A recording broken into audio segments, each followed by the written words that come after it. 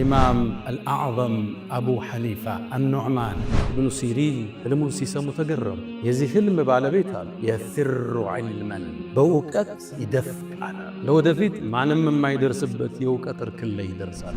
የግንዛቤ ስፋቱን ሲያዩ ጠሩት። አንተ ኑዕማን አሉ፣ እውቀትን ከማን ነው የምትማር አሉ። አይኔ ንግዱ ላይ እንጂ እውቀቱ ላይ አልበረታውም አላቸው። አንድም ምክር ሰጡ። አላህ የተለየን አቅል ሰጥቷል። እውቀት ይሄ አእምሮ በንግድ አይረካም። ወደ እውቀት ተመልሳል። ወደ ዒልሙ ዓለም ካልመጣ አእምሮ ስፋቱ ጥልቀቱ ንግድ አያረካውም።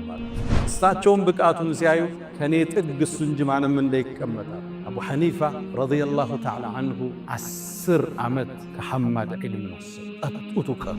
አእምሮዬ ሰፊ ነው፣ 10 ዓመት ቀርቻለሁ። ለምን ነው ከእሳቸው ቁጭ ብዬ የምቀራው? እኔም ላቀራ አልኳል። አንዳንድ እንዲህ አይነት ስሜት ይመጣል። ሸኾችህን ረግጠ ለመሄድ ውስጥ በስሜት ይናጣል። መስጂድ ገባው አለ እጅውን በሪጅ ላቀራ። ልክ ስገባ አየኋቸዋል። ልቤ መሸከም አልቻለም። እሳቸውን መነጠ። ስራቸውን መጥቼ ቁጭ አለ። ሳስተምር ፈትዋ ይመጣልኛል፣ መልስ እሰጣለሁ። ወደ 60 የሆኑ ከባድ ጥያቄዎች መጡልኝ። መልስና ጽፈው ነበር። ከዛም ከ2 ወር በኋላ ሸፌ ሲመለሱ የተጠየቁትን ፈትዋና መልሱን አሳየዋቸው። 40 ጋር ተስማማን፣ 20 ግን ተሳሳህናል። አሃ ይቀረኛል አለ። ሐማድ እኮ ከሞቱ በኋላ ሸኼ ይላል ሶላትን አልሰገድኩም፣ ለሱ ከወላጆቼ ጋር እስትግፋር የጠየቅኩለት ቢሆን። ዛሬ ከስርህ ቁጭ ብሎ ተመሩ። ምናልባትም እስልምናን ካንታውቆ አንተን ቲክቶክና ፌስቡክ ላይ አውጋዥ ወጣቱ ሸኾቹ ሲሞቱ ሙስተራሑ ምን ተገላገልናቸው የሚል ትውልድ ስናይ አቡ ሐኒፋን እንዴት እንደተምሳሌ ታናለህ። አቡ ሐኒፋ አላህ የተለየ እውቀትን ብቃት የሰጣቸው ይሄን እውቀት ይዘው ወጡና ፍቅህ የሚባለውን ትምህርት መሰረቱን ጣሉ። ማንም እኮ ይላሉ ኢማም ሻፊዒያ መዝሃብ መስራት ናቸው። ማንም ሰው ስለ ፍቅህ ከተማረ የአቡ ሐኒፋ ጥገኛ ቢሆን እንጂ። አቡ ሐኒፋን አግኝተው ታውቃለህ አልኳት። አዎን አንድን ሰው ተመለከትኩ አሉ። ተከራክሯቸውን ቁሞ አቡ ሐኒፋ እኮ ቢፈልግ ይሄን የመስጂዱን ምሰሶ ወርቅ ነው ቢልህ በመረጃ ያሳምናል። ሎጂክ ላይ ይችላቸዋል። ሰው ሊከራከራቸው ሲመጣ 2 መስፈርት ያቀርባሉ። በቁርአን ታምናለህ፣ በቁርአን እንከራከረ ይሉታል። በቁርአን ካላመንክ ደግሞ በሎጂክ እንርታ ይሉታል። ቁጭ አድርገው ያሳምናል። ቃዲው ምን ነከዋል? እዚህ ክስተት ላይ እኮ 6 ነገር ተሳስቷል። ተመልከቱ፣ 6 ነገር። አንደኛ እብድ ሰው አይገረፍም። ሶላትንም አላህ ትቶለታል አይደለም? ግርፋት። ሁለተኛ መስጂድ ላይ ነው ይገረፋል። መስጂድ ላይ ሰው አይገረፍም።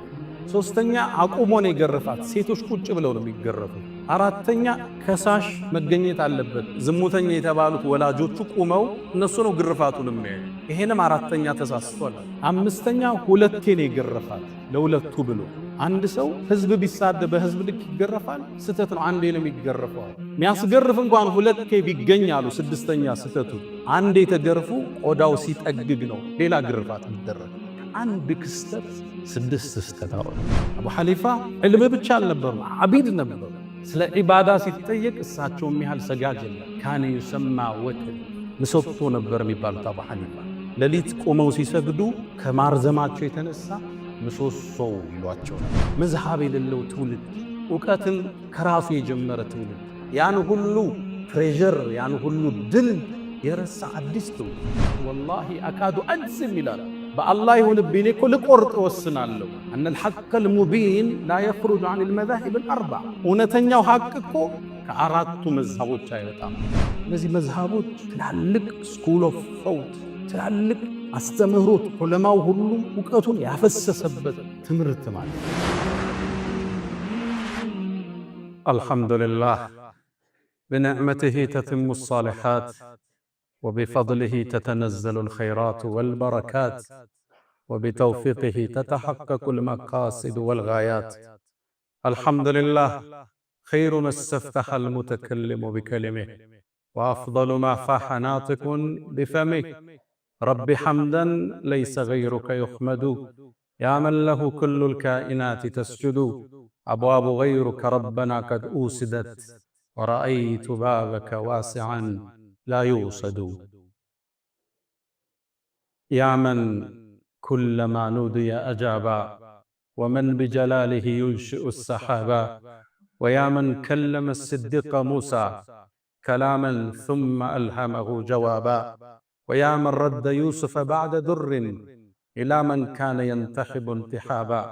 ويا من اختار آل عمران وجازاهم بما قدموا الثواب.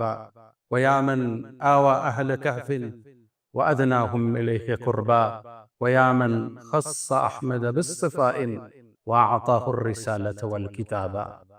أتيتك راجيا يا ذا الجلال ففرج ما تراه من سوء حالي.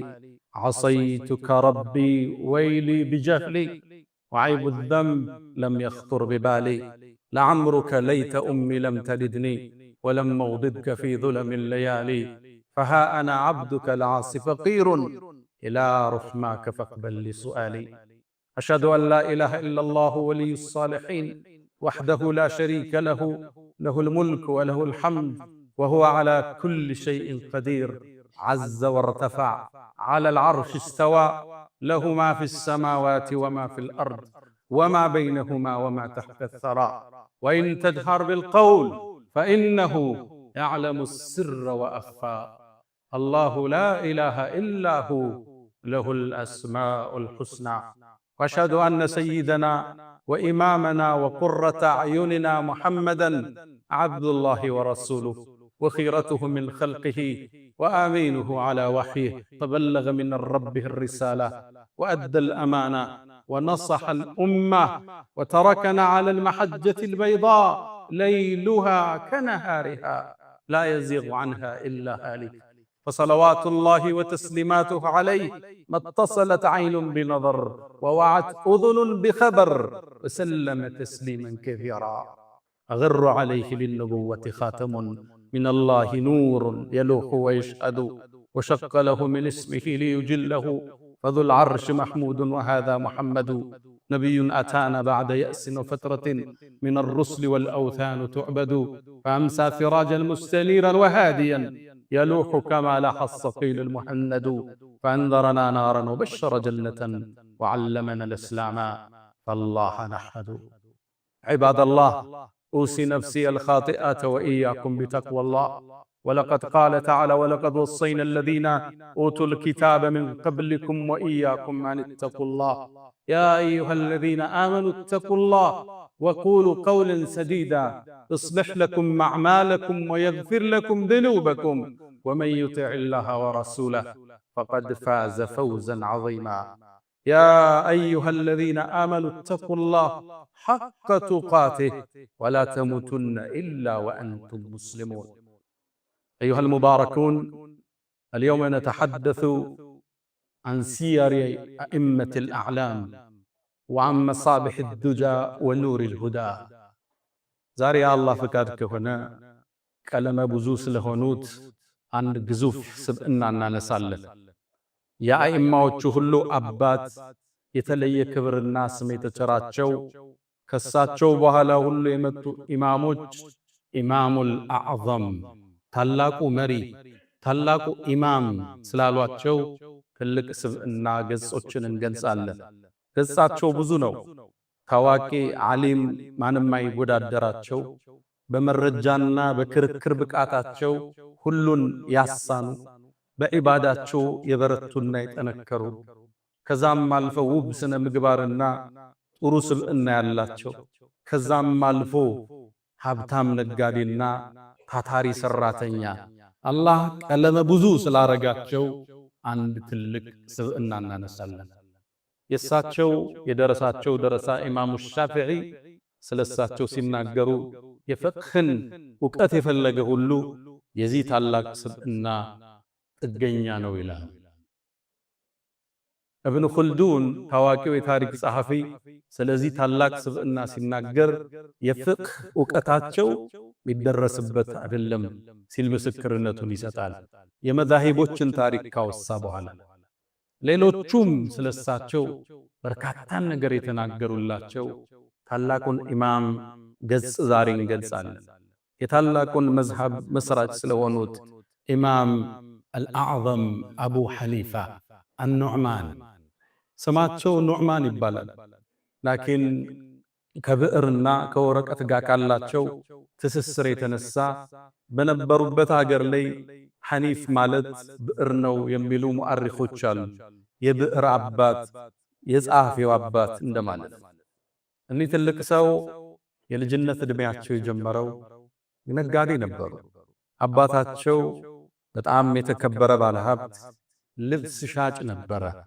ከሀገሪቱ የተለያየ ቦታ እያመጣ ኹራሳን ላይ ንግድን የሚያሳፋ ነበር። በሂደትም ኩፋ የምትባለው የኢራቋ ከተማ አለች። አሁን ከባግዳድ ሰሜናዊ አካባቢ የምትገኝ ከተማ አለች። እዛ ላይ ታዋቂ ንግድ ቦታ የነበራቸው ትልቅ ባለሀብት ነበሩ። ልጃቸውም ኑዕማን ገና በልጅነቱ ከአባቱ ጋር ንግዱን ተያያዘ። በልጅነቱ ሀብትም ማካበት ቻለ። ታዲያ ወደ ዒልም የመራውን አንድ ክስተት ህይወቱ ላይ መጣ። ኑዕማን ይሄ ወጣት አንድን ህልም አየ። ኸጢቡል ባግዳዲ ታሪኩን ያወሱታል። ይሄ ኢማም አቡ ሐኒፋ የወደፊቱ ታላቁ ኢማም የዛሬ ወጣት ኑዕማን አንድን ህልም አዩ። የነቢዩን ዓለይሂ ሰላቱ ወሰላም ቀብር ሲቆፍሩ አየ። ይህን ህልም ሲያይደነገጠ ምን ሊያወጣ ይሆን? ይህን ህልም ለማስፈታት ወደ እብኑ ሲሪን የሚባሉ የዘመኑ ታላቅ የህልም ተንታኝ አሉ። ወደ እሱ ላኩባቸው። እብኑ ሲሪን ህልሙን ሲሰሙ ተገረሙ። የዚህ ህልም ባለቤት አሉ የፊሩ ዒልመን በእውቀት ይደፍቃል። ለወደፊት ማንም የማይደርስበት የእውቀት እርክል ላይ ይደርሳል። አቡ ሐኒፋ ይህን ሲሰማ ደስታ ተሰማው። ግን አሁንም ንግድ ላይ ነው። 10 ዓመት ሳይሞላው ቁርአንን ቢያሐፍዝ በልጅነቱ ትንሽ ዕውቀትን ቢፈልግም የእውቀት መስክ ላይ አልገባም። 22 ዓመት አካባቢ እንደሆነው እየተመላለሰ ስለ ንግድ ፈትዋ የሚጠይቃቸው ሻዕቢ ሊባሉ ሸኻል ይጠይቃቸዋል። ንግድ ሲከብደው ፈትዋ ይጠይቃቸዋል፣ ማብራሪያ ይጠይቃቸዋል። ያጠያየቅ ብቃቱ የግንዛቤ ስፋቱን ሲያዩ ጠሩት። አንተ ኑዕማን አሉት፣ ዕውቀትን ከማን ነው የምትማር አሉት። አይኔ ንግዱ ላይ እንጂ ዕውቀቱ ላይ አልበረታው ማለት። አንድም ምክር ሰጡት። አላህ የተለየን አቅል ሰጥቷል፣ ዕውቀት። ይሄ አእምሮ በንግድ አይረካም ማለት ወደ ዕውቀት ተመለሳል። ወደ ዒልሙ ዓለም ካልመጣ አእምሮ ስፋቱ ጥልቀቱ ንግድ አያረካውም ማለት። ይህን የሳቸውን ምክር ሰማና ወደ መጀመሪያው ሼኽ ሐማድ የተባሉት ዒልምን ለመቅራት በ22 ዓመቱ መጣ። ተቀመጠ። አእምሮ ብሩህና ሰፊ ነው። ሐማድ የሚያስተምሩትን ትምህርት ሙሉ ይሸመድደው ነበር። የእሳቸው ተማሪዎች ሲረሱት እሱ ነበር የሚያስታውሰው። እሳቸውን ብቃቱን ሲያዩ ከኔ ጥግ እሱ እንጂ ማንም እንዳይቀመጣል። አቡ ሐኒፋ ረዲየላሁ ተዓላ አንሁ 10 ዓመት ከሐማድ ዒልምን ወሰዱ። ጠጡት ዕውቀቱ። በዛ ብስለታቸው ዕውቀቱን ሰበሰበ። ከ10 ዓመት በኋላ ይላል ዕውቀትን ከሰበሰብኩ በኋላ አእምሮዬ ሰፊ ነው። 10 ዓመት ቀርቻለሁ። ለምን ነው ከሳቸው ቁጭ ብዬ የምቀራው? እኔም ላቀራ አልኳል። አንዳንድ እንዲህ አይነት ስሜት ይመጣል። ሸኾችህን ረግጠ ለመሄድ ውስጥ በስሜት ይናጣል። መስጂድ ገባው አለ እጆን በሪጅ ላቀራ። ልክ ስገባ አየዋቸዋል። ልቤ መሸከም አልቻለም። እሳቸው መነጠ። ስራቸው መጥቼ ቁጭ አለ። በዛ ምሽት አለ የአላህ ቀደር ሆኖ የእሳቸው ዘመድ ሩቅ አገር ላይ ህልፈተ ሞቱ ተሰማ። የሚወርሰው አልነበረም ከሐማድ ውጭ። ሐማድም አቡ ሐኒፋን አንተ ያቀራህ ጠብቀኝ ብለው ወንበራቸው ላይ አስቀምጠውኝ 2 ወር ሄዷል። በ2 ወር ውስጥ ማስተማር ጀመሩ። ሳስተምር ፈትዋ ይመጣልኛል፣ መልስ እሰጣለሁ። ወደ 60 የሆኑ ከባድ ጥያቄዎች መጡልኝ። መልስና ጽፈው ነበር። ከዛም ከ2 ወር በኋላ ሼኽ ሲመለሱ የተጠየቁትን ፈትዋና መልሱን አሳየዋቸው። 40ው ጋር ተስማማን፣ 20ው ግን ተሳሳህል። አሃ ይቀረኛል አልኩ። አላህ አስተማረ። ከዛ በኋላ እስኪሞቱ ድረስ እሳቸው ጋር ተቀመጠ። 18 ዓመት። በ40 ዓመቱ ሊያስተምር ኢማም አልአዕዘም ወንበሩ ላይ ቁጭ አለ። ለሸኹ ታማኝ የወለደውን ልጅ ራሱ በሳቸው ሐማድ ብለው የሰየሙ ለሸኻቸው ታማኝ ነበር። ለዚህ ወጣት ይሄ ትልቅ አስተምሮት ገና 2 ዓመት ያልቀራ ወጣት ሸኹን መራቅ አልበቃው ብሎ ሸኹን የሚሳደብበት ዘመን ነው አይደል ያለን። ዳሉል ሙዲል ጠማጥማሚ ሚል ታፔላ ለሸኹ እኮ ይሰጣል። ኢማም አቡ ሐኒፋ እንደዛ አልነበሩም። ልጃቸውን ሐማድ ብለው ሰየሙት። ያም አልበቃም። ሐማድ እኮ ከሞቱ በኋላ ሼኼ ይላል ሶላትን አልሰገድኩም ለሱ ከወላጆቼ ጋር እስትግፋር የጠየቅኩለት ቢሆን። ተማሪ የሼኹን ሐቅ ሲወጣ መን ዐለመኒ ሐርፈን ስርቱ ለሁ ዐብደን፣ አንድን እውቀት እኮ ያስተማረኝ አንዲትን ሐርፍ የእሱ ባሪያው ነኝ ይሉ ነበር ቀደምት። እኔ እኮ ይላሉ አቡ ሐኒፋ ዱዓ ላደርግም ላስተማርኳቸውም ላስተማሩኝም አላህን ማርታ የጠየቅኩ ቢሆን እንጂ ለደረሶቻቸውም ያደርጉ ነበር። ይሄን አስተምሮታቸውን ያየ የእሳቸው ታዋቂ ደረሳ አለ አቡ ዩሱፍ የሚባል በሂደት ቃዲ ሆኗል። እሱ ምን ይላል? ከአቡ ሐኒፋ የተማረው እኔ እኮ ሶላትን ሰግጄ አላቅም ለአቡ ሐኒፋ ማህርታን የጠየቅኩ ቢሆን።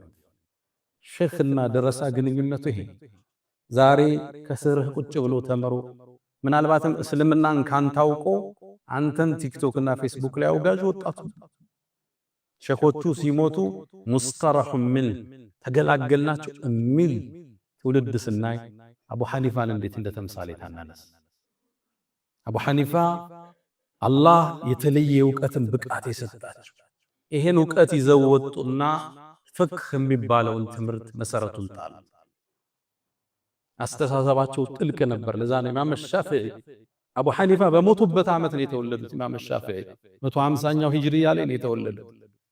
ማንም እኮ ይላሉ ኢማም ሻፊዒ የሻፊዒያ መዝሐብ መስራት ናቸው። ማንም ሰው ስለ ፍቅህ ከተማረ የአቡ ሐኒፋ ጥገኛ ቢሆን እንጂ። ኸጢቡል በግዳዲ ስለሳቸው ብዙ ብለዋል። ኢብኑ ኹልዱን ስለ ፍቅህ ዕውቀታቸው ብዙ ተናግሯል። እነ ለይዚ ብዙ ተናግረዋል ስለሳቸው።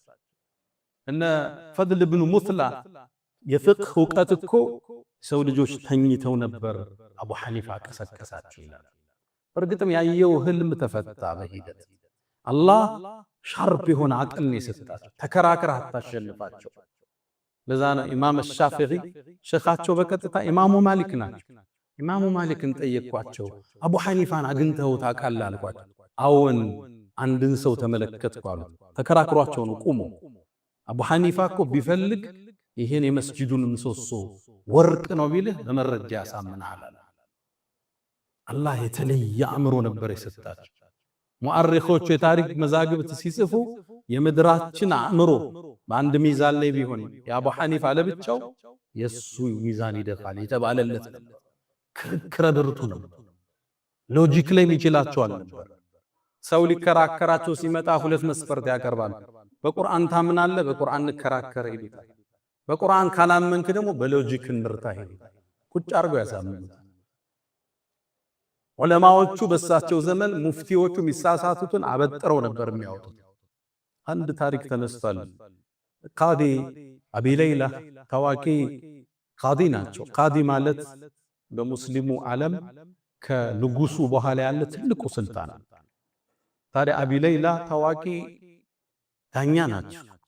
በመንገድ ሲያልፉ አንድ ወጣት ከአንዲት እብድ ጋር ሲጎናተል ሰሙት። ሰደባት። ሲያበሳጫት እብድ ነች። አንተ እናትና አባትህ በዝሙት ሲወለዱ አለችው። ይህን ሲል ዳኛው ሰማ። አስጠራት ወደ ፍርድ ቤት። ሰዎችን ዝሙተኛ ማለት በእስልምና ያስገርፋል፣ ያስቀጣል። መስጂድ አመጣትና እንድትገረፍ ወሰነ።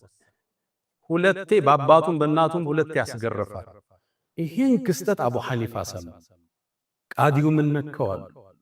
እዚህ ክስተት ላይ እኮ 6 ነገር ተሳስቷል። ተመልከቱ፣ 6 ነገር። አንደኛ እብድ ሰው አይገረፍም። ሶላትንም አላህ ትቶለታል አይደለም ግርፋት። ሁለተኛ መስጂድ ላይ ነው የገረፋት። መስጂድ ላይ ሰው አይገረፍም። ሶስተኛ አቁሞ ነው የገረፋት። ሴቶች ቁጭ ብለው ነው የሚገረፉት። አራተኛ ከሳሽ መገኘት አለበት። ዝሙተኛ የተባሉት ወላጆቹ ቁመው እነሱ ነው ግርፋቱን የሚያዩ። ይሄንም አራተኛ ተሳስቷል። አምስተኛ ሁለቴ ነው የገረፋት ለሁለቱ ብሎ። አንድ ሰው ህዝብ ቢሳደብ በህዝብ ልክ ይገረፋል? ስተት ነው። አንዴ ነው የሚገረፈው። የሚያስገርፍ እንኳን ሁለቴ ቢገኝ አሉ። ስድስተኛ ስተቱ አንዴ ተገርፉ ቆዳው ሲጠግግ ነው ሌላ ግርፋት የሚደረግ። ከአንድ ክስተት 6 ስተት አወጣ። ዳኛው ተበሳጨ። ንጉሱ ጋር ሄዶ ከሰሳቸው። ንጉሱ ፈትዋ እንዳሰጠው አቡ ሐኒፋን ከለከላቸው። አቅላቸው አላህ የተለየ ነበር ችሎታ ይሰጣቸው። አንድን ግለሰብ ሰሙት። አንድ አካባቢ ሰይድና ዑስማን ብኑ አፋን የነብዩ ታዋቂ ደረሳ ኸሊፋ እሱን የሁድይ ነው እያለ ይሳደባል። የሁዳ ነው አውቆ ነው መሰረቱ የሁዳ ነው በእስልምና ተጠልለው ነው እያለ ስሙን ያጠፋው ነበር። ታውቃላችሁ እነዚህ ሰዎች ናቸው ሰይድና ዑስማንን ቤቱ ገለው የገደሏቸው። አላህ የጀነት ላይ አብሮ ይሰብስበን። የሁዳ ናቸው ብሎ ሲያወራ ሰሙና አቡ ሐኒፋ ወጡላህ ቤቱ ሄዱ። ሲያቸው ደነገጠ። ታላቅ ሰው የተከበሩ ሰው አቡ ሐኒፋ ምን አመጣ? ለልጅ ሽምግልና መጥቻለሁ። ምን ልጅንም ያገባ ሰው አለ? እርስዎ መጣ ይመለሳሉ እንዴ? ግን ግለሰቡ ማን ነው እስኪ ንገሩኝ አለ። ልጁም ሀብታም ነው፣ ሶደቃ ሲሰጥ እጁ የተፈታ ነው፣ ሌሊት በአንድ አንቀጽ ሌሊት ሲሰግድ ነው የሚያደር። አቡ ሐኒፋ እስኪያቆም አሁን ከጠቀስከው ትንሹ እንኳን ቢኖሩ ልጅን ድረዋለሁ። ለመሆኑ ማን ነው? አይ ግን ልጁን ሳልነግርህ አንድ ጉድለት አለበት አሉ። እሱ ምንድነው አላቸው። ልጁ የሁዳ ነው አላቸው። ተበሳጭ። ትልቅ ሰው አይደሉም እንዴ እርሶ? ልጅን ለይሁዳ ድረዋለሁ? አሁን የጠቀስከውን አይደለም የዓለም ሕዝብ ያላቸውን ጸጋ ቢይዝ ልጅን አልድረውም ማለት። ይችን ካረጋገጡ በኋላ ወደ መልሳቸው መጡ። ታዲያ አንተ ነቢዩና መሐመድ አለይሂ ሰላቱ ወሰላም ሁለት ልጃቸውን ዑስማን ለሚባል ይሁዲ ድሯል እያልክ አይደል አላት። ደነገጠ። ቋንቋው ገባው፣ ሎጂኩ ረታው፣ ወደቀና እስትግፋር አደረገ። እውቀት ብቻ አይደለም ሎጂክ ካላህ ሰጧቸው ነው። ልክ በዘመናችን እንዳሉት ኤቴስ የምንላቸው ፈጣሪ የለም ብለው ያምኑ አሉ አይደል? የዳርዊኒዝም ቲዮሪ የሚከተሉ እንደዛ አይነት በዛም ዘመን ነበሩ። ደህርይን ይባላሉ። ጊዜ ነው የሚያጠፋን፣ ፈጣሪ የለም የሚሉ እንወለዳለን፣ እንሞታለን፣ በልጆች እንተካለን፣ ወማ ይህሊኩና ኢለ ደህር የሚሉ ነበሩ ያኔ። እና ፈጣሪ የለም አላቸው። ይህን ፍጥረት ዓለም የፈጠረው የለም። ገዳ ነገ ከንጉሱ ፊት እንከራከራለን። ቀጠሮ ያዙ። እነዚህም በቁርአን አታሳመናቸውም። ቁርአንን ባወረዱ አላህ ስለካዱ ቀጠሮ ያዙ። አቡ ሐኒፋ በቀጠሮ ሰዓት አረፈዱ። ጠበቋቸው፣ አረፈዱ። ፈርቶ ነው የቀረዋል። ከዛ አረፋ ፍደው ደረሱ። ንጉሱ ጠየቀ። ኃላፊ ምን ነካ? ምን ነው ዘገየ? የገጠመኝ ልንገራችሁ። ህዝቡ ተሰብስቧል። አቋርጬ እኮ ወንዙን ልመጣ ስል ትልቅ ዝናብ ዘነበ፣ መብረቅም ጣለ። የመብረቁ ጨረር ዛፉን ቆረጠው አለ። የዛፉ እንጨቶች ወንዙ ላይ ወደቁ። ከዛም እንጨቶቹ ተገጣጠሙና መርከብ ሰሩዋል። ከዛ መርከቡ ላይ ወጣው፣ ማዕበሉ እያናወጠኝ እናንተ ጋር መጣኝ አለ። እነዛ ተከራካሪዎቹ አሳከና አቡ ሐኒፋ እንዴት ነው እሺ ዛፉን ቆርጦ ጣሉ፣ ተገጣጥሞ እንዴት ነው መርከብ የሚሰራ? አይሰራም አላቸው። ታዲያ ይሄ የምታዩት ውብ ፍጥረት ዓለም ፈጣሪ የለው ማለት ነው።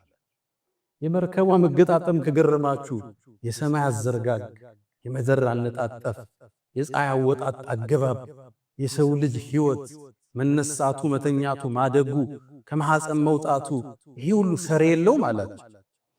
እጅ ሰጥቶ ለአቡ ሐኒፋ አቅሉን ወቃት። እንዲህ አይነት ስለ አእምሮ በሰው ልጆች ታሪክ አላለፈ ነው የሚባለው።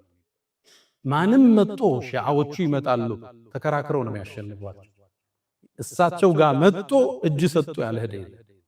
በእስልምና ታሪክ የተለያዩ እንትኖች ተከስተዋል። ግሩፖች ብልጭ እያሉ የሚጠፉ ኸዋሪጆች አሉ። እነዚህ ኸዋሪጆች አልይና ሙዓወያ መሃል የተፈጠረ ክፍተት ነበር። ሁለቱም ሰሃባዎች አመራሮች ነበሩ። ያኔ ልዩነት ሲፈጠር እንዲዳኝ ሰው መረጡ መሃላቸውና ሰው በሰጠው ዳኝነት ተለያዩ፣ ተስማሙ። ይችን ይዘው እንዴት ኢንል ሁክሙ ኢላ ሊላህ ፍርድ ለአላህ እንጂ ሰው ይፈርዳል እንዴ ብለው አውግዘው ይኖራሉ። ሁለቱንም አክፍረው ሁለቱንም ከሃዲ ናቸው ብለው ትተዋቸው አቡ ሐኒፋ ጋር መጡ። ለምን መጣህ? ልከራከር አልይና ሙዓዊያ ውስጥ የነበረው ልዩነት በሰው ዳኝነት ይበቃል እያልክ አይደል አለ። አይበቃም አለው። ታዲያ እንከራከር ቁጭ በላል። ቁጭ አለ ደስ ብሎ። እሺ እኔ እናንተ እንወያያው፣ ግን ስንወያይ በሐሳብ ብንለያይ ማን ይዳኘናል? የፈለከው ምረጥ አለ። ከጎኑ ጓደኛው አለ። እኔ አንተ ጓደኛ ቢዳኘን ደስ ይለኛል፣ ምን ትላለህ? ጓደኛው ስለሆነ ደስ አለ። እኔ መስማማለሁ አለ።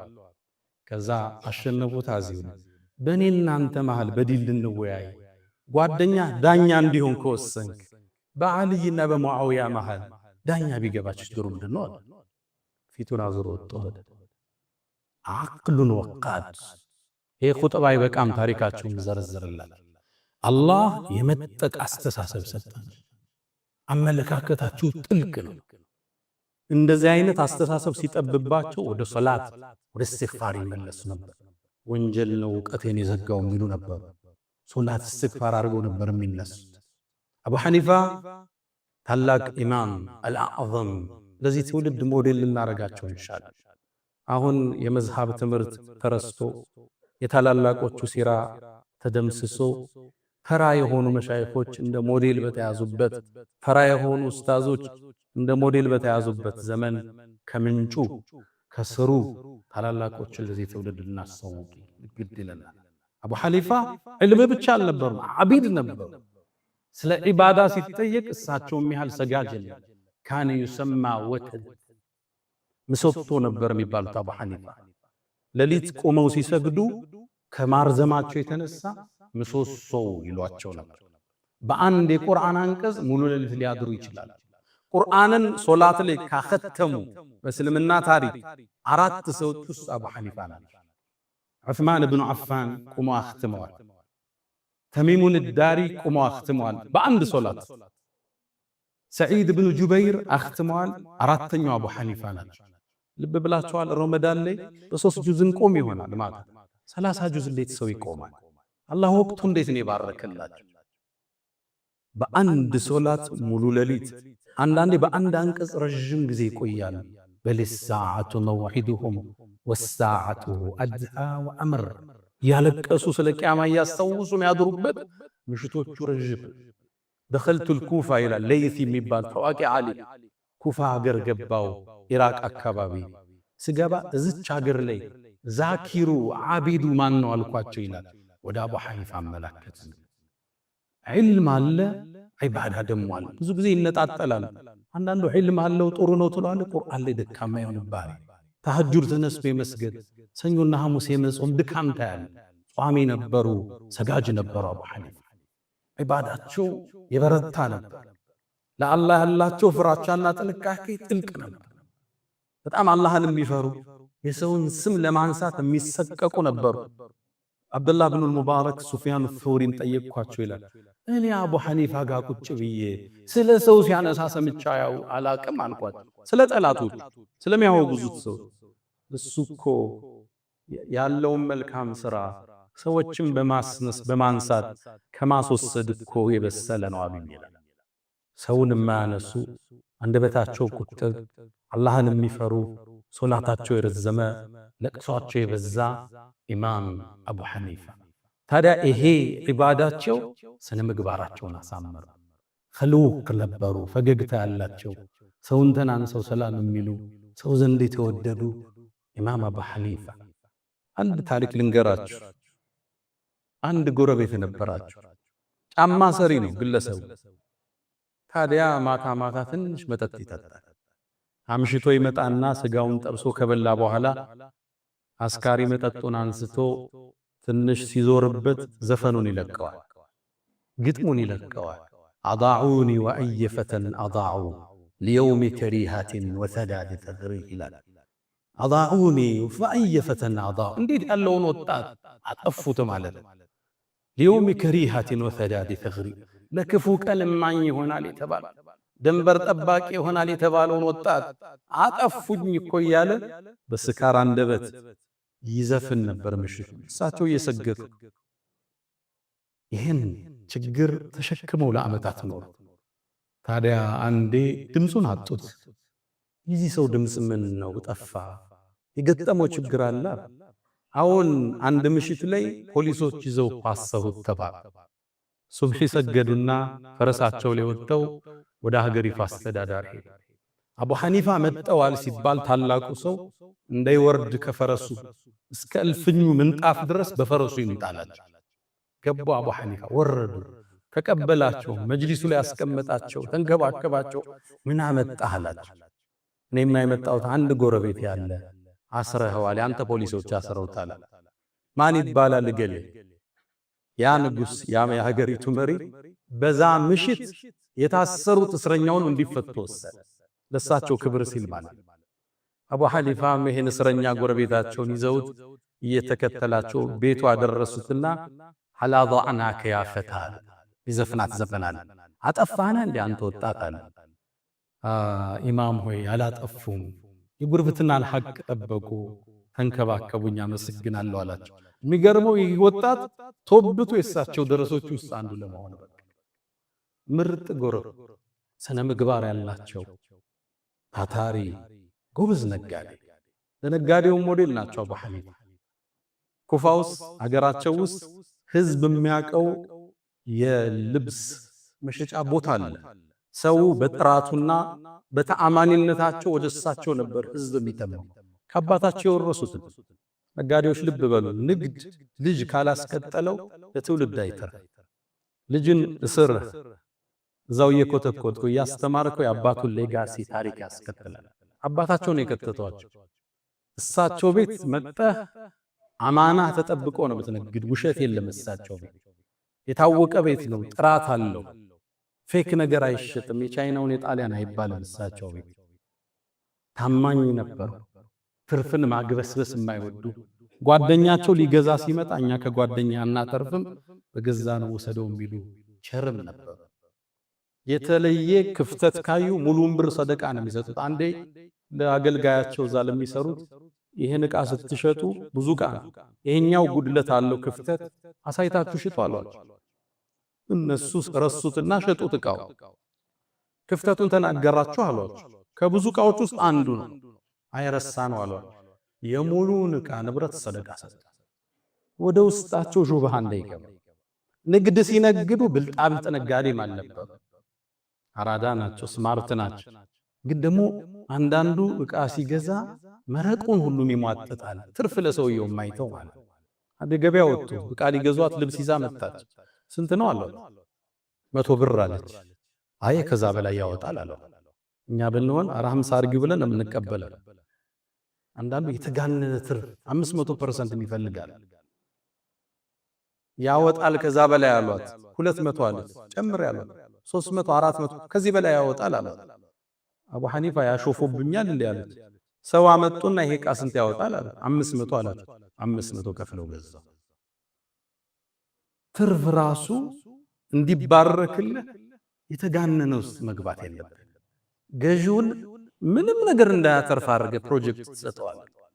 ሪስክ ውስጥ ገብቶ የሚሰሩ ስራዎች። በጣም ትሁት ነጋዴ፣ ታማኝ ነጋዴ። ታዲያ ባለሀብት አይደሉ? አቡ ሐኒፋ የሚታወቁበት ለዚህ ወጣቱ ሞዴልም እናነሳቸዋል። ለባሽ ነበሩ ይባላል። መልካቸው የሚያምር መካከለኛ ቁመና ያላቸው ፈገግታ የተላበሱ ቆንጆ ሰው ነበሩ አቡ ሐኒፋ። ለባሽም ነበሩ። ነገስታት የሚለብሱትን ልብስ ነበር የሚለብሱ። እንደሳቸው ሽቶን የሚቀባ የለም ነው የሚባል። ሊያስተምሩ ሲገቡ በመድረሳቸው በሽቷቸው ነው የሚታወቀው። በጣም ዘናጭ ነበሩ። ግን ደግሞ ራሳቸው ለብቻ ኢንቨስት ያደርጉት።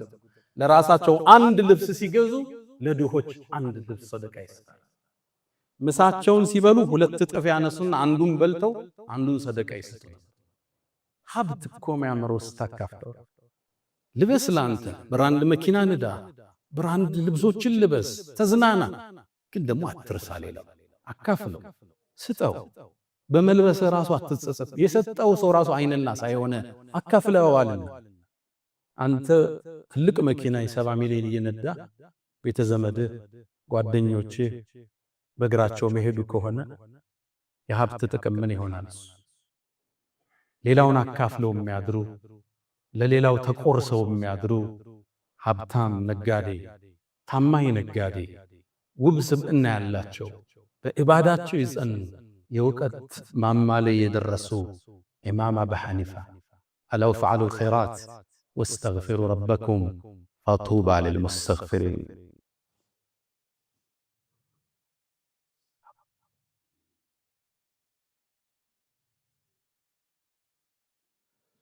الحمد لله على إحسانه والشكر له على تفضله وامتنانه ولا إله إلا الله تعظيما لشانه ሰለላሁ ወሰለም ወባረከ ዐላ ረሱሊሂ ወኢኽዋኒሂ። ውድ ምእመናን፣ ስለ አቡ ሐኒፋ ሚንበር ላይ ማውራት አይመችም። ሲራቸው ብዙ ነው። ዶክሜንቶቹ ስታገላምጡ አጅብ ነው የምትሉት። አላህ እንዴት እንዲህ አይነት ስብዕና ፈጠረ ብላችሁ ትገረማላችሁ። ሁሉን ያሟላላቸው ባለብዙ ቀለም ባለብዙ ገጽ ሰው ነበሩ። አቡ ሐኒፋ እንደ መደምደሚያ የምናነሳው የመጀመሪያው መዝሃብ ሐነፊያ የሚባለው የመሰረቱት እሳቸው ናቸው። መዝሃባቸውን እንዴት እንደመሰረቱት ሲናገሩ መጀመሪያ ከቁርአን መረጃ ወስዳለሁ ይላል። ከቁርአን ካላገኘሁት ከሐዲስ ወስዳለሁ፣ ከሐዲስ ካጣሁት ከሰሃቦቹ ንግግር የአንዱን መርጬ ወስዳለሁ። ለምሳሌ ዑመር ብን ኸጣብን ይዘው የአቡበክርን ሊተው ይችላል። ከነሱ የተሻለውን እመርጣለሁ። ከነሱ ካጣሁት ግን ሌሎቹ አእምሯቸውን ዕውቀታቸውን እንደሚያሰሩት አና አጅተሂዱ ከመጅተሃዱ። ይሄን የእሳቸው መዝሃብ የተመሰረተበት የእሳቸው የዒልም አስተማማር ሂደት ከሌሎቹ ይለያል። ሌሎቹ ቁጭ ይላሉ፣ ሐዲሱን ያፈሱታል፣ ደርሶች ጽፈው ዕውቀት ይዘው ይወጣሉ። እሳቸው እንደዛ አላደረጉ። አንድ ሐሳብ ያመጡና ለደረሶቹ ይለቁታል። በዚህ ዙሪያ ምን ትላላችሁ ይላችኋል። ዲስከሽን ነው የሚደረገው፣ ውይይት። የአቡ ሐኒፋ አስተማማር በአሁኑ ዘመን ትሬኒንግ ወይም ኮቺንግ የምንለዋለን፣ እሱን ነበር የሚጠቀመው። አንድ ሐሳብ ያመጣል። ለምሳሌ ፎቶግራፊ ይበቃል አይበቃም ይለዋል። በዚህ ዘመን ተነስቶ አልፏል ጥያቄ። ይበቃል አይበቃም፣ ከሐዲስ ከቁርአን ውይይት ተፋጭተው የቋጩት ሐሳብ የእሳቸው መዝሃቡ ነው። ኡሱል የሚባል ኪታብ አለ፣ ኡሱል ዲን ለአቡ ሐኒፋ። አቡ ዩሱፍ የሚባል የእሳቸው አንጋፋ ደረሳ ተወያይተው የቋጩትን ሐሳብ እዛ ጋር ያሰፈረዋል። አንዳንድ ወጣቶች ሲሳሳቱ ያለ እኛ ቃለ ሻፊዒ ቃለ አቡ ሐኒፋ እንዴት እንላለን? ليش ما نأخذ من الكتاب والسنة كقرآننا كحديث عن زم ይላል። ፍቅህ ለምናችን ቢል ወጣት እኮ ተሰማል። እነሱ ከጋዜጣ ነው እንዲወሰዱ፣ እሱ ከቁርአን ቁርአንን ጨምቀውን አስተምህሮቱን ያወጡ። አንድ መዝሃብ ማለት በሚሊዮኖች የሚቆጠሩ የዑለማ ሰራዊት የተሳተፈበት ቀላል ዕውቀት አይደለም። እዛው ሲያል አንተ ከቁርአን ሐዲስ ወይም አንተ በዘመን ያሉ ሸኾች ሲያነሱ አይሳሳቱ፣ እነዛ ይሳሳታሉ። አሁን አለመታደል ሆኖ የፍቅህ ትምህርት ከመስጂዶቻችን ርቋል። ወጣቱ ትንሽ የተውሂድ ኪታብ ይቀራል፣ ትንሽ ሐዲስ ይቀራል። አስባሐ ሸይ ይፈልስና በቃ ሙፍቲ ነው። ከዛ በኋላ የሰዎቹ ደረጃ መዳቢ ተሳዳቢ ነው። የእውቀትን አንድ ሶስተኛን ያላዘ ሰው ማለት ነው። ይሄ በፍቅሁ ዓለም አዲሱ ትውልድ መቀረጽ አለበት። ምናልባት መጅሊሱ ይሄን ኃላፊነት መውሰድ አለበት። በየመስጂዶቹ ይሄ ካሪክለም መቀራት አለበት። ኢብኑ ተይሚያን ብትወስድ ሐንበሊ ነበር። ኢማም መሐመድ አብዱል ወሃብን ብትወስድ ሐንበሊ ነበር። ሁሉም መዝሃብ አላቸው። ስለ አኢማዎቹ ስታነቡ ካነ ሻፊዒየን ወካነ ማሊኪየን ወካነ ሐንበሊየን መዝሃብ አላቸው። አሁን መዝሃብ የሌለው ትውልድ ተፈጠረ። ሁለት ኪታብ ያነሳል፣ ሸኽ ይመርጣል። አንዱ ከየመን ይመርጣል፣ ሌላው ከሳዑዲ ይመርጣል፣ ሌላው ከግብፅ ይመርጣል። መዝሃብ የሌለው ትውልድ፣ ዕውቀትን ከራሱ የጀመረ ትውልድ፣ ያን ሁሉ ፕሬዠር ያን ሁሉ ድል የረሳ አዲስ ትውልድ። እኛ ቁርአንና ሱና እያለልን ምን ያደርግልናል? መዝሃብ ይልሃል። ወደዛ ትውልድ መመለስ አለበት። ዑለማዎቹ ያን ሁሉ ዕውቀት ያፈሰሱበት የዕውቀት ቋት ነው ፍቅህ ማለት መዝሃብ ማለት። ለዛ ነው ኢማም ኢብኑ ተይሚያ ረዲየላሁ ተዓላ አንሁ አንድ አባባል አላቸው። ወላሂ አካዱ አጅዝም ይላል፣ በአላህ ይሁንብኝ እኮ ልቆርጥ ወስናለሁ። አነል ሐቀል ሙቢን ላ የኽሩጁ ዐኒል መዛሂብ አልአርበዕ፣ እውነተኛው ሐቅ እኮ ከአራቱ መዝሃቦች አይወጣም ይላል። እነዚህ መዝሃቦች ትላልቅ ስኩል ኦፍ ቶት ትላልቅ አስተምህሮት ዑለማው ሁሉ ዕውቀቱን ያፈሰሰበት ትምህርት ማለት ነው። ያን ሁሉ ትቶ አሁን በየሰፈሩ ያለውን ሼኽ መርጦ ሼኽ እንትና እንዲፈቷ ሰጡ ሳውዲ ላይ ይላል፣ እገሌ ዛጋ ይላል። ምንጭ የሌለው መሰረት የሌለው አየር ላይ የሰፈፈ ወጣት ማየት አንዱ ዛሬ ኢማም አቡ ሐኒፋን እንድናነሳ ያደረገ ምክንያት ነው። ኢማም አቡ ሐኒፋ በስራቸው በላባቸው ሰርተው የሚያድሩ ከነገስታት ብርን የማይቀበሉ ጠንቃቃ ሰው ነበሩ። ያኔ እሳቸው በነበሩበት የኡማውያዎች ስርወ መንግስት ማብቂያና አባስያዎቹ መጀመሪያ ላይ ነው የተገኙት። ያኔ ነገስታት ታዋቂ ሰዎችን ለማጥመድ ብር ይልኩ ነበር ለዑለማዎቹ። እሳቸው ብር ከማይቀበሉት ነበር። አንዴ መንሱር የሚባል ንጉስ ጠራቸው፣ አወራቸው፣ ተጫወቱ። ሲወጡ 30,000 ድርሃም አስሮ ሰጣቸው። ትልቅ ብር ነው በዛ ዘመን። አቡ ሐኒፋ ምን አሉት? የት አስቀምጠዋለሁ ብለህ ነው? አንተ ጋር ይቆይልኝ አሉት። በይቱል ማል የሙስሊሞቹ ቤት ውስጥ ግምጃ ቤት ውስጥ አስቀምጥልኝ፣ ብሩ ይጠፋብኛል አለ። ይሻለና አስቀመጠላቸው። አቡ ሐኒፋም ወደ አኼራ ሲሄዱ የሌላ ሰው ብዙ ብር ግን እሳቸው ጋር ነበር። ንጉሱም ሲሰማ ምን አለ? አይ አቡ ሐኒፋ የኔን ስጦታ ላለመቀፈል፣ ነገስታት ጋር ላለመገናኘት፣ በሶደቃቸው ላለማደር እኔን ቀስ አድርጎ በስልት አመለጠኝ። ለዲኑም ጠንቃቃ ነበር አለ አቡ መንሱር። ጠንቃቃ ነበሩ። በአቋማቸው ፍንክች የማይሉ ነው። ይሄም አቋማቸው ለስር ዳርጓቸዋል፣ ለግርፋት ዳርጓቸዋል። እዚህ ኹጥባ ላይ የምናነሳው አይደለም። መጨረሻም 55 ሐጅ ካደረጉ በኋላ ልብ በል ከኛ መሃል 5 ሐጅ ያደርጋል። ኢማም አቡ ሐኒፋ 55 ጊዜ ሐጅ አደረገው። 55 ሐጅ ያደረገ ታላቅ ኢማም በ70 ዓመታቸው ምድርን ተሰናበቷት። ያው ሁሌም አሸናፊው አላህ ብቻ። ነቢያት ይሞታሉ፣ ዑለማዎች ያልፋሉ፣ ነገስታቶች ይሻገራሉ። አቡ ሐኒፋ ምድርን ተሰናበቱ። ያኔ የዓለም ሕዝብ ደነገጠ። እሳቸውን ለመቅበር ሺዎቹ ተሰለፉ። ሰው ከመብዛቱ የተነሳ 6 ነበር ሶላተል ጀናዛ የተሰገደባቸው። ሰው እየተተካካ ማለት ይህን ኢማም ይህን ታላቅ ሰው ዛሬ ለወጣቱ ተምሳሌት የሆኑ ዘንድ ዛሬ እዚህ ቦታ ላይ መርጠናቸዋል። ሰላሙን ዐላ አቢ ሐኒፋ፣ ሰላሙን ፊል አወሊን ወሰላሙን ዐለይሂ ፊል አኺሪን። ያ መን ቱሒቡነ ነቢየ ሙሐመዳ ሰሉ ዐለይሂ ወሰሊሙ ጡለል መዳ ወሰላቱኩም ወሰላሙኩም ኑረን ለኩም ቢአምሲኩም ወፊ የውሚኩም ወለኩም ገዳ። ኢነላሀ ወመላኢከተሁ ዩሰሉነ ዐለ ነቢይ ያ አዩሃ አለዚነ አመኑ ሰሉ ዐለይሂ ወሰሊሙ ተስሊማ። አላሁመ ሰሊ ዐላ ሙሐመድ وعلى آل محمد كما صليت على إبراهيم وعلى آل إبراهيم وبارك اللهم على محمد وعلى آل محمد كما باركت على إبراهيم وعلى آل إبراهيم في العالمين إنك حميد مجيد. اللهم أعز الإسلام والمسلمين وأذل الشرك والمشركين ودمر اللهم أعداءك أعداء الدين. اللهم إنا نعوذ بك من زوال نعمتك وتحول عافيتك وفجاءة نقمتك وجميع سخطك يا أرحم الراحمين. اللهم أعز الإسلام والمسلمين وأذل الشرك والمشركين. وسلام على المرسلين والحمد لله رب العالمين. فأقم الصلاة.